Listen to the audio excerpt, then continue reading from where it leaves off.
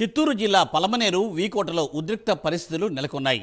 ఒక వర్గానికి చెందిన యువకులు క్రికెట్ ఆడుతూ ఉండగా బంతి ఓ మహిళకు తగిలి గాయమైంది. సదరు మహిళ వారిని మందలించగా ఆమెపై వారు దాడి చేశారు.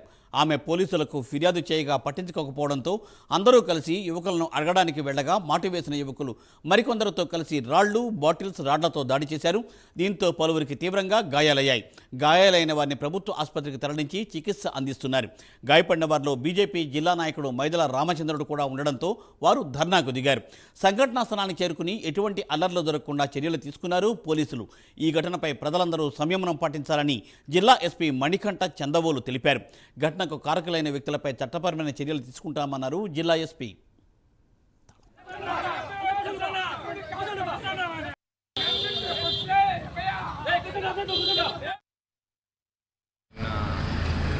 సంఘటన మీకు అందరికీ తెలిసిందే. హిందువులకి ముస్లింలకి మధ్య ఘర్షణ జరిగింది. ఒక చిన్న క్రికెట్ ఆడుకునే విషయంలో దాని బాల్ తగిలేసి ఇంత పెద్ద ఇష్యూ అవ్వడం జరిగింది.